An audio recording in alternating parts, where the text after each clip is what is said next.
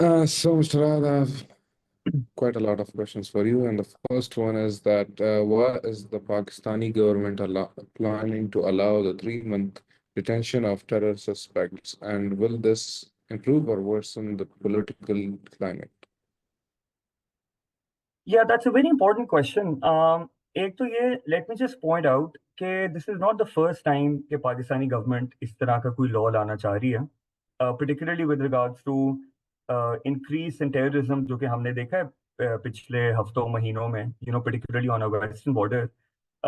एक onslaught आना शुरू हुआ है अटैक्स का. इनफैक्ट जस्ट दिस मॉर्निंग आज की जो खबर थी क्वेटा रेलवे स्टेशन से, सो वो चीज़ हम लोग बिल्कुल देख रहे हैं.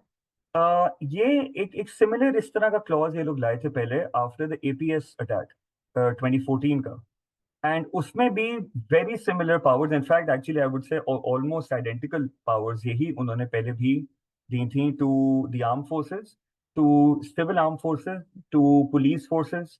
और इसी तरह उन्होंने उनको एम्पावर किया था कि वो जेआईटीज फॉर्म करें.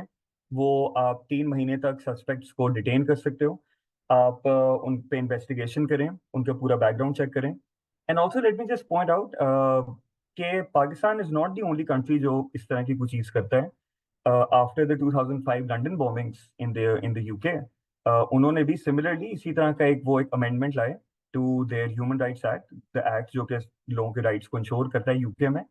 और उन्होंने टू मच शॉर्टर पीरियड, उन्होंने कुछ हफ्तों के लिए सिर्फ किया था, लेकिन बहरहाल वो भी लाए. उन्होंने कहा हमारा जो सिक्योरिटी अपरेटस है वो अप टू पार नहीं है, हमें उसको अपडेट करने की जरूरत है, तो तब तक के लिए हमें इतनी पावर ही दी जाए. Now as in the case of the UK and also the 2014 Pakistani case, दोनों दफा this came with the sunset clause. Sunset clause होता है कि जब आपका कोई लॉ एक्सपायर कर जाए. So sunset clause is an expiry date जो कि आप एक लॉ के ऊपर लगा देते हो. हमारे जो यहाँ पे ये लॉ आया 2014 में, उन्होंने कहा जी 2 साल का सनसेट क्लॉज इस पे है, तो 2016 में वो हमारे लॉज लैप्स कर गए. सो अब 2016 से ऑनवर्ड्स ये जो स्पेशल पावर्स वो देना चाह रहे हैं वो हमारे यहाँ पे नहीं लागू होती. 2016 onwards, the government felt like the situation was much better. Operations आपको पता है ट्राइबल एरियाज में हुए, they thought like security situation काफी बेहतर हो गई, तो हमें अब एक्स्ट्रॉर्डिनरी उनको पावर्स अब देने की जरूरत नहीं है. Now we see particularly with the return of the Afghan Taliban, और वहां से फिर टीटीपी अब अफगानिस्तान में बेस्ड है. We feel like cross border attacks बहुत हो रहे हैं वहां से. सो अब एक सिचुएशन काफी अलार्मिंग केपी में भी, बलूचिस्तान में भी हो रही है.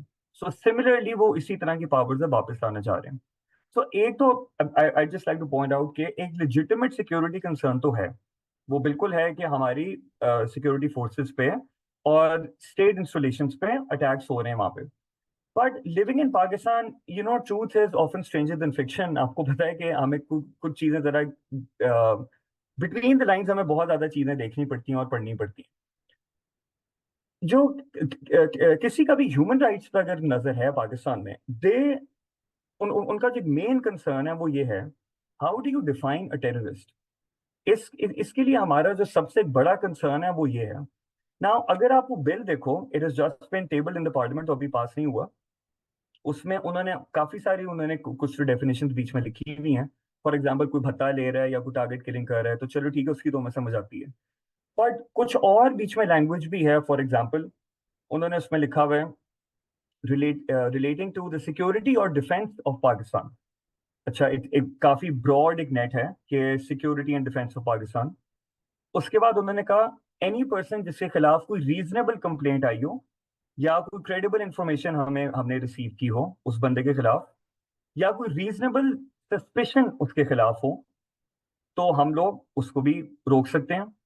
नाउ हमारी स्टेट में जो ज्यादा इस वक्त बड़ा कंसर्न है with regards to this law, वो ये है कि क्या हम टेररिस्ट का लेबल यूज करके पॉलिटिकल पार्टीज को भी टारगेट करेंगे. क्या हम लोग टेररिस्ट का लेबल यूज करके सोशल मीडिया पे जो लोग होते हैं उनको भी टारगेट करेंगे. क्योंकि हमने ये चीज देखी है इन द पास्ट हुआ है हमारे मुल्क में ऐसे कि वो पार्टी एक्टिविस्ट को भी टेररिस्ट कह देते हैं, वो सोशल मीडिया पे किसी ने पोस्ट लगाई उसको भी टेररिस्ट कह देंगे, वो मिलिट्री को इन सम कैपेसिटी क्रिटिसाइज कर रहा होगा वो उसको भी टेररिस्ट कह देंगे, वो कहेंगे ये पाकिस्तान की सिक्योरिटी के खिलाफ यहाँ पे काम हो रहा है. सो मच सो कि हमने कुछ स्टूडेंट प्रोटेस्ट देखे हैं फॉर स्टूडेंट्स राइट्स, वो उन पे टेररिज्म का चार्ज लग जाता है. So our concern mainly should be कि ये टर्म आप किस किस पे अप्लाई करोगे, that is really what we need to see. There is absolutely no doubt कि हमारी security forces and state installations को एक बहुत बड़ा थ्रेट है, और उनके लिए अगर ये कुछ तरह के मेजर्स आते हैं तो मे बी हमें ऑब्वियसली उसमें ये जरूर देखना है कि चाहे जिस पे भी सस्पिशन है उसको फेयर ट्रायल मिले, उस पर इन्वेस्टिगेशन फेयर हो, उसको लॉयर का एक्सेस हो, ये चीजें हमने बिल्कुल इंश्योर करनी है। लेकिन उसके साथ फिर हमारा एक वाइडर कंसर्न हमेशा यही बन जाता है कि ये किस पे अप्लाई होगा। नाउ केस इन पॉइंट, हम लोग पीटीएम को भी देख सकते हैं, जो आपका पश्तून तहफ़्फ़ुज़ मूवमेंट है। अब वो एक इसलिए बड़ा पिक्यूलियर केस है क्योंकि वहां पे बहुत सारी चीजें ओवरलैप कर रही हैं। वहां पे आपका एक एसोसिएशन जो कि केपी के साथ या केपी की सिक्योरिटी के साथ वो भी है, and at the same time आपकी पॉलिटिक्स भी चल रही है बीच में। नाउ पीटीएम एक ऐसा लिटमस टेस्ट बन गया है सब पार्टीज के लिए। आपको पता है पीटीआई एक टाइम पे बड़ा, इमरान खान साहब खुद बड़े प्रो पीटीएम होते थे, वो कहते थे यार इनके बड़े लेजिटिमेट कंसर्न्स हैं। फिर वो ऐसा ऐसा करके इन्होंने कहना शुरू किया कि जी यहाँ पे बड़ी इंटेलिजेंस एजेंसीज इन्वॉल्व हैं बीच में।